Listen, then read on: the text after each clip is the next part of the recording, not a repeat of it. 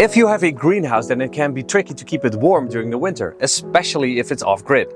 So in today's video, I will show you how you can keep that precious warmth inside of your greenhouse for a longer period of time.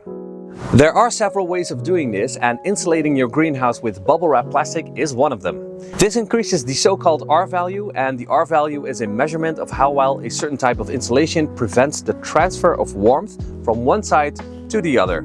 So in short, the better your insulation, the better your R value, and the longer the warmth stays inside of your greenhouse. Now you might be thinking, wait a minute, I thought that the greenhouse was there to capture warmth in the first place, so why do you still need to insulate it? Yes, a greenhouse will warm up very quickly, but it will also lose that warmth equally as fast during the night. Now this does depend on the type of material that your greenhouse is covered with, but it is especially true for my greenhouse, which is covered with a single layer of plastic sheet.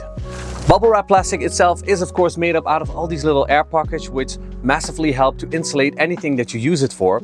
Not only that, but if you want to use bubble wrap plastic to insulate your greenhouse, then I do advise to keep a little bit of space in between the original cover of your greenhouse and the bubble wrap plastic. This creates an additional air pocket in between the two layers, increasing the R value even further. Not only that, but as you can see, I have created this reflective wall on the north side of my geodesic dome, and I will explain a little bit later on in the video why I have done that. Now, if you do want to make use of bubble wrap plastic, then make sure it is UV resistant, otherwise it will not last long inside of your greenhouse. This video is of course a little bit more tailored towards my geodesic dome, however I do think that the information is equally as helpful if you have a regular shaped greenhouse. Now, with all the boring stuff out of the way, let's go back into time and I'll show you how I did it. Marty! You've got to come back with me! Where? Back to the grow dome! Before I'm going to start insulating the greenhouse, I'm going to try to clean the inside as much as possible. There's a lot of condensed, but there's especially some green dirt buildup on the inside, so let's get rid of that first.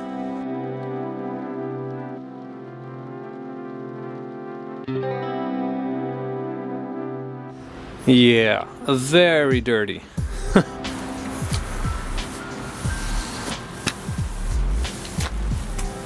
So I just finished cleaning the inside of the greenhouse, especially the green algae-like buildup. And I have to say, I feel a little bit more naked now that everything is more transparent.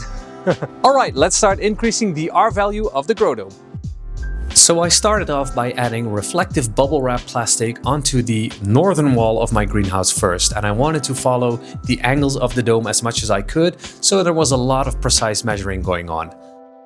Needless to say, this is a lot easier if you're with 2 people or more. There are several reasons why I chose to have a reflective wall on the north side of my greenhouse. First of all, it is made out of bubble wrap plastic, so it does insulate the dome. And as you might have guessed, it also reflects light. Since I live in the northern hemisphere, the sun travels from east to south to west, which means that most sunlight will shine towards that northern wall. If you have a transparent wall on the north side of your greenhouse, then you might, so to speak, lose some sunlight and warmth that enters your greenhouse because it will also exit it on the other side.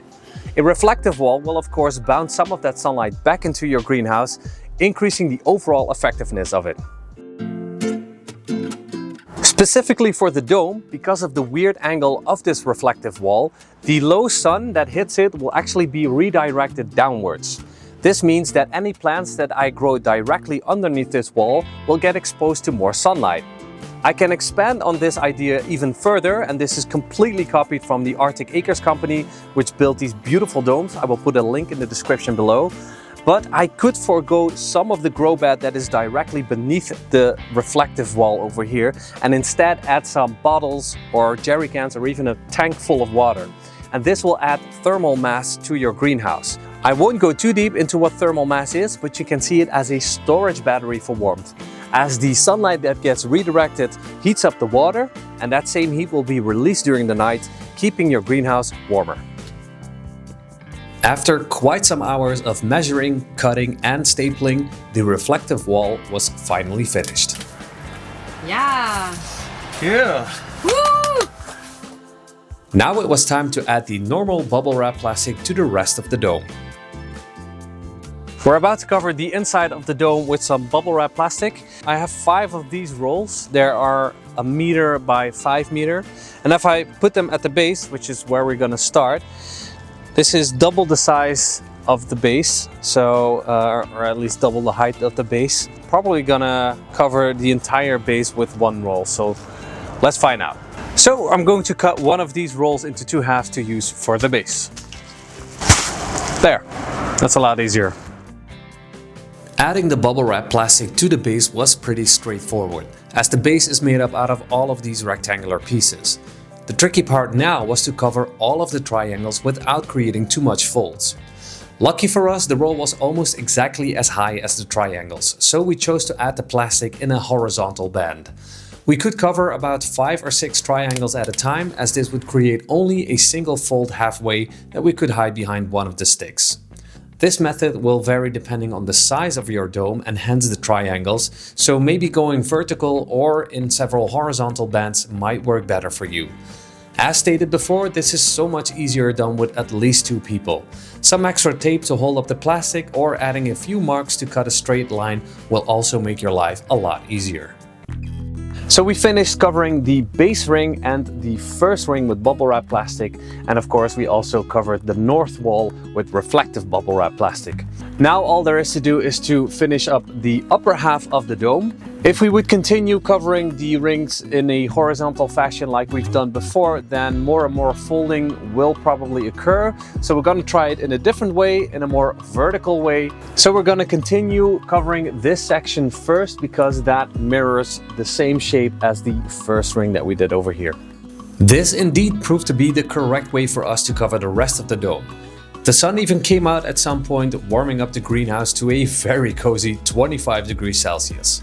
So after quite some shoulder tension, the insulation of the dome was finally finished.